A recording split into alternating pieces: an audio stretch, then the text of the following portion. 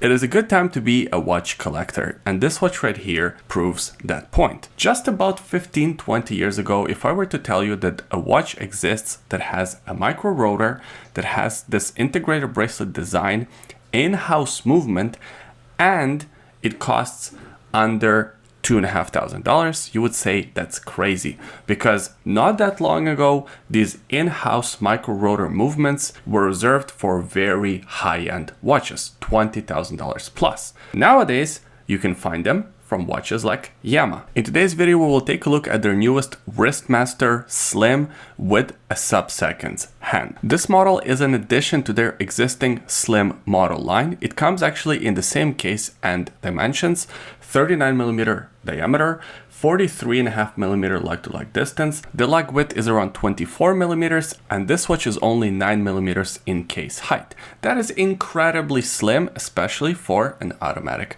timepiece. As far as the case and the bracelet go, both are made out of 316L stainless steel. They feature pretty much all satin finishes except for these beveled edges on the case, on the edges of the bracelet, as well as the edges of the bezel. And speaking of the bezel, this one has a very interesting design. It's very industrial in its appearance with these 6 divots. It also looks unlike any other watch on the market, especially in this price category. I think at this point, we're sort of starting to get tired of integrated bracelet watches. They all are blending in, so it's nice to have a watch that makes itself different, that stands out from the rest.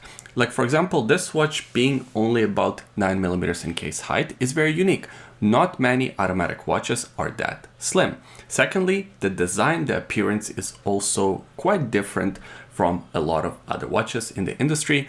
And that is the beautiful part about being a watch collector nowadays. Once again, you do have a lot of choices from a lot of different brands. There is a screw down crown at the 3 o'clock position signed with the Yema logo. And of course, you also have a screw down case back displaying the movement, about which we will talk about in a couple of minutes here or so. A Wristmaster is a watch that existed in Yema's catalog for quite some time. It started with the Celita movement and then gradually they migrated to their own in-house movement. Now the other watches in the lineup have this horizontal striping. They also feature central seconds hand. This watch here has a sub-seconds hand at the 9 o'clock position. It is sort of recessed in, which helps with the overall case height. Although I do have a question for Yema, why didn't they make this watch even slimmer? Now, don't get me wrong, it's already pretty slim, right? It's not like it's a thick watch, but it's exactly the same height as the already existing watch with the central seconds hand. So if you have a sub-seconds hand, supposedly you could make it even slimmer. So perhaps a second version of this watch could become even slimmer, maybe 8.5 mil in case height, maybe 8 mil. That would be super impressive. There are 2 different dial variations of this watch available. I have the green dial version with this sort of brushed effect. I think it looks very sharp, and it also has a bit of a chameleon appearance in different lighting conditions. In most of the lighting conditions, it actually looks dark. The green is very subtle. It only reveals itself in correct lighting conditions, and actually that's the version that I would recommend you go for if you want something a little bit special but not too flashy. As far as other elements on the dial go, we have applied our marks and they are loomed, so is the set of hands. Here's a loom shot for your reference. The loom is actually pretty good for this sort of everyday type of a timepiece. You also have minimal writing, Yema logo printed by the 12 o'clock position, automatic, and manufactured in France, closer to the 6 o'clock position. Overall, I like this dial layout, and I think Yema did a really good job with the symmetry and the balance of the dial. A lot of times, if you have the sub-seconds on the dial, it throws off the symmetry. But here, even though it's sort of asymmetrical because you only have it at the 9 o'clock position, there's nothing counterbalancing it on the 3 o'clock position side. It still doesn't look out of place. It doesn't look out of balance. I think it actually looks pretty sharp. As far as the hardware on the watch goes, you have this integrated stainless steel bracelet, and the bracelet is actually of a really good quality. The links are nice and solid. The only complaint that I have with this bracelet are twofolds. Number one, this watch features a pin and a collar system, which I find to be annoying. The second part that I can complain about is the butterfly clasp. Although Yema did address a lot of the complaints that I would usually have with the butterfly clasp by giving us these quick extensions. So you can pull it out and have some breathing room, which is great, and you can always get the right fit. On the negative side with a system like this, you do have this awkward gap once the links are pulled out. So it's a great system, but not a perfect system. On a couple of other positive sides about the bracelet, I like that it tapers in. The very first Wristmasters in the collection didn't taper and they were really chunky. This watch tapers down to about 17 millimeters or so by the clasp, which really helps with the fit on the wrist. And speaking of the fit on the wrist, here it is on my 7¼ inch wrist, and I think the watch wears really, really well.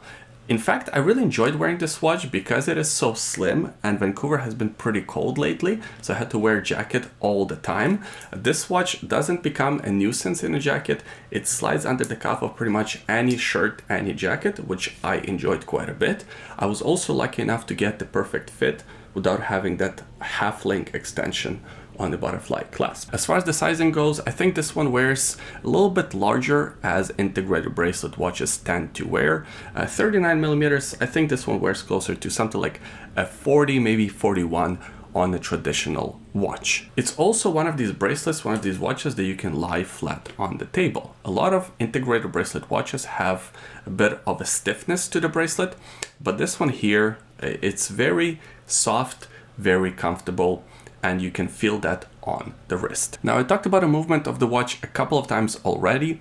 This one is powered by the in-house caliber CMM29. It's a variation of their 2.0 caliber, but now with the sub-seconds hand. And of course, this watch still features the micro-rotor. This movement is also a high beat movement, beating at 4 Hertz or 28,800 vibrations per hour, and it has about 70 hours of power reserve, on top of it being a pretty attractive movement. You have some decoration there, you have the Col de Genève. It all looks pretty good, pretty sharp. Once again, very impressive for a watch in this price category. And speaking of the price, speaking of the competition, I guess it all depends on how much weight you put on this look, this design, the fact that it's a French watch manufacturer, and the fact that they have their own in-house movement. If you care about the in-house movement and the micro-rotor specifically, then yeah, this becomes an incredible value. On the other hand, if you don't really care about these things, then of course there are quite a few different watches in similar or even lower price category from a lot of other micro brands. So I guess you just have to weigh out how important these things are for you before you buy a watch like this. What do you think about this watch? Leave your comments in the comment section below. I always enjoy reading them. If you enjoyed this review, please give it a thumbs up, and of course, subscribe to the YouTube channel for more videos like this in the future. Thanks for watching this one, and we'll see you next time. Bye.